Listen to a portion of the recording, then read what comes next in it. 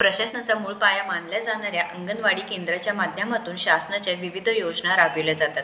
आता यासाठी नक्कीच मदत अंगणवाडी सेविका असो किंवा मदतनीस कर्मचारी यांचा खूप मोठा हात आहे व नक्कीच इथे प्रत्येक योजना राबविल्या जात असताना किंवा प्रत्येक वेळेस अंगणवाडी सेविका व मदतनीस इथे मदतीसाठी असतात.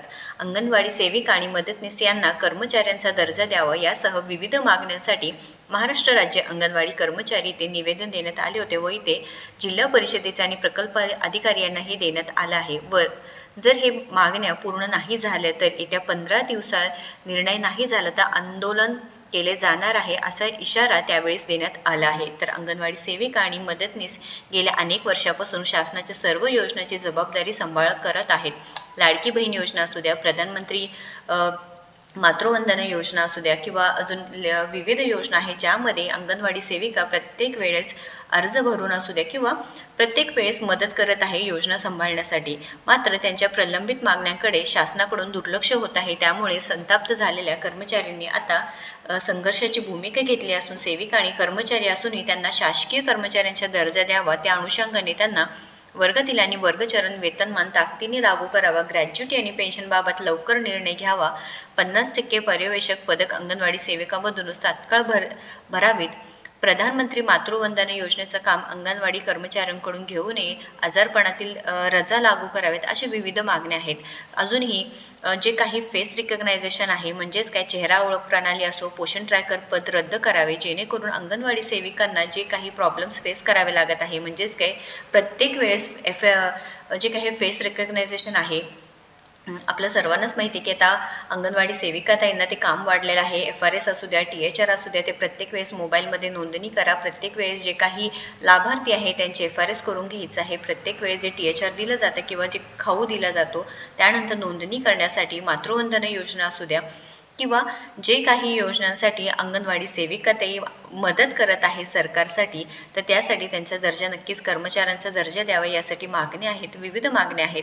तर आता अंगणवाडींची जी काही प्रलंबित प्रोत्साहन भत्ता तातडीने वितरित करावा अशा मागण्या महाराष्ट्र राज्य अंगणवाडी कर्मचारी यांना जे काही मागण्यांचं निवेदन जिल्हा परिषदेचे उपमुख्य कार्यकारी अधिकारी व प्रकल्प अधिकारी यांना देण्यात आलेला आहे. तर नक्कीच इथे शासनाने याबद्दल विचार केला पाहिजे आहे, कारण अंगणवाडी सेविका व मदतनीस ताई प्रत्येक वेळेस जे काही योजना येतील किंवा जे काही नवीन गोष्टी आहेत त्या ॲक्सेप्ट करून त्या प्रत्येक वेळेस नवीन शिकून ते काम करत आहेत. शासनाने 25 जानेवारी 2024 रोजी अंगणवाडी सेविकांसाठी 15,000 रुपये तर मदतनीसाठी 8,500 रुपये मानधन जाहीर केले होते.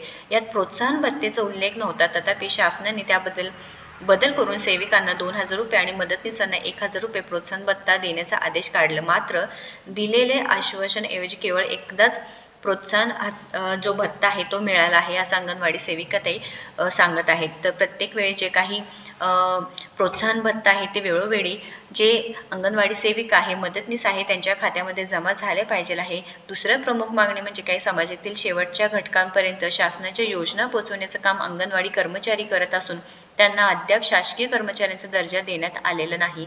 अंगणवाडी कर्मचाऱ्यांना ग्रॅज्युटी देणे, सर्वोच्च न्यायालयाच्या आदेशानुसार पेमेंट ऑफ ग्रॅज्युटी ॲक्ट अंतर्गत जे पात्र असल्याचे त्याबाबत तातडीने शासन आदेश काढणे, दरमहा पेन्शन देणे असे अनेक मागण्या प्रलंबित आहेत. अंगणवाडी सेविकामधून पर्यवेक्षक पदांची 50% आरक्षित भरती करावी आणि रिक्त पदे त्वरित भरावी अशीही त्यांची मागणी आहे. तसेच पंतप्रधान मातृवंदना योजना आहे, आरोग्य जी काही ही योजना आहे ती आरोग्य विभागाची योजना आहे. महिला व बालविकास विभागावर ही टाकण्यात आलेली जबाबदारी आता पूर्णपणे अंगणवाडी सेविका ताईंनाच घ्यावी लागते. त्यामुळे नक्कीच इथे नाराजी आहे.